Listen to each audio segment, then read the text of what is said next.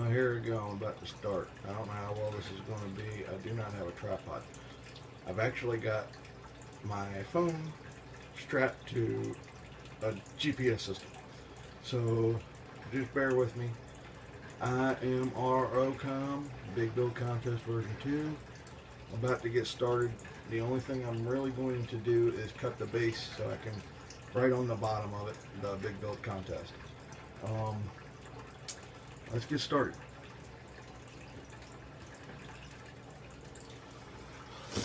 Alright, let me get this big old box out of the way. And you might not see my face. I do not have a face for cameras or anything else, and I don't want to break the only camera I got. So,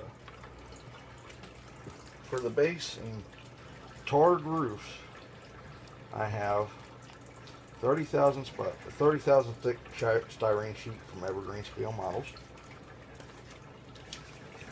I've got board and batten siding. Kind of depresses me that these are this expensive, but yet they only give you one sheet at a time. I've also got board and batten siding. And the reason why I picked this is because I'm going to be doing metal roof. However, the metal roof that they give you has got a bunch of these little pieces that you got to glue on later. And to tell you the truth, when they're sitting vertical, they're just not wide enough to look right for the old style steel roofs. So this will be the gray galvanized metal roofing when it's all said and done. For molding, including up the edges of the walls, I have 40 thousandths by 40 thousandths styrene strip. For the windows and doors, which I will be making entirely myself, so bear with me because that's going to be a little crazy. This is in scale, it's very fine, and I have two packages of 10 by 30 thousandths square styrene. This stuff is small and very, very fine. I'm going to have to be extremely careful with it. This is my first ever scratch build. This is also my first ever contest build. So I'm just going to take my time on it and try to get it done as nice as possible. I know I'm kind of rambling on. I do that sometimes, especially when I don't know what in the world I'm actually doing for a change. I have, so that you guys can see, a nice red cutting board. I also have for filing my edges a nice, you women out there will know it as a nail file, but it's actually just an emery board.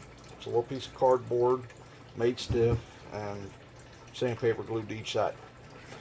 Yes, you can get these very cheap at the cosmetic counter in Walmart. For doing some heavy cutting, I've got two snap away razor saws, well, razor blades. Ugh. I also have two very small clamps. Keep the wall square, I've got what some of you might know as a compound square. Alright, this is not only good for taking measurements and marking things, it's got a level built into it, it's got a marking pin built into it. I never use it, but it's there. Just your standard everyday 12-inch compound square. Got your 45, your 90, everything. I also have sandpaper. Don't leave home without it. Dollar store brand, 120 grit. You know, you get what, 30 sheets for $1. Really cheap. Got this really El Cheapo plastic caliper, and you know, just basic. You know, most of the numbers are worn off, so I'm probably not even going to use this too much, except to do gauges of size. I have my Westcott ruler. I tell everybody, you know, spend the money, get the good stuff. This is a Westcott ruler. It goes for around $3. It's metal. It's more than capable of doing your measurements in centimeters and in inches. I like to convert things down to centimeters whenever I'm building a model. And it just makes it easier. Centimeters, millimeters, is just a lot easier when you can get an accurate measurement or very close to accurate measurement pretty quickly. This here is actually very dear to me. This is a project that I've been wanting to build for many, many, many years. This is a mock-up. This is not the actual model. As you can see, it's cardboard. It's really flimsy, and when I tape it, it's just going to fall apart. But this is just basically for me to be able to get what's in my head in 2 dimensions out onto something that's 3 dimensions that I can build. I've done this even on kit built buildings, where I will place a mock-up. It's nothing but cardboard. You know, it's not worth using as a modeling material. It's going to fall apart. But it's nice to just have a nice little stand in. And when I'm done, even though the foundation will not be there, this will be a very nice model. I hope.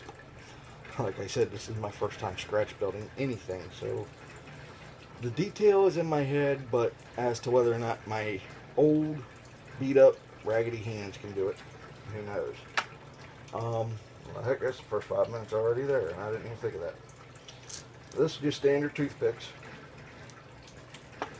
This is nothing but super glue, CA. You know, this is the most, you cannot go without this modeling glue. Everybody swears by plastic cements and everything else. To tell you the truth, one little drop, the parts are together. If you try to take them apart, they're going to break. When you go to actually set your walls and everything else, I suggest super glue or CA, whichever way you want to put it, or what is it, ACA, acrylic crayon-like adhesive. I can't even pronounce the words because that's how scientifical they are. And you will notice I add humor. This is in case I get a dull blade. I've never used a sharpener on a razor knife before, but I hear everybody sit there and say if you want to make your blades last, get a good fine sharpener. And if I open this up here, I don't know how well you can see that, it's got a fine edge to it. So it was given to me by a neighbor, thank God. And right on time too, because that was only a week ago. Another modeling tools you cannot do without: a pencil sharpener and a pencil. You just ain't going to be able to really figure anything out without these.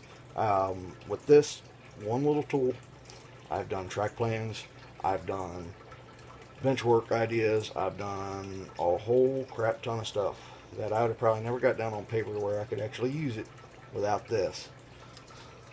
And last but not least, which I know is something that you probably all going to freak out about, my rusty old razor knife set. Yes, it is rusty, yes, it looks bad, but there are very good blades in there that I just recently got. However, I had a mishap. These went out to the garage instead of in with the modeling supplies somehow, and they got wet. It's not that they're useless, they're still very, very sharp. It's just they don't look the best anymore. And that's about it.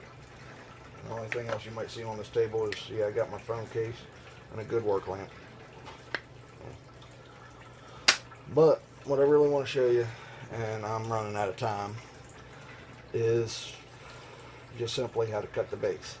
However, I'm not going to have the time to do that because I've got 2 minutes left and what can only be a 10-minute video. So I guess the best thing for me to do would be to stop now, go ahead and edit this, and just see what happens. Thanks, Eric, for sponsoring this build. I know you're not actually paying for anything, but it's good to have a challenge, and I ain't had a challenge in a really long time, so I'm gonna give it a shot. Have a good one.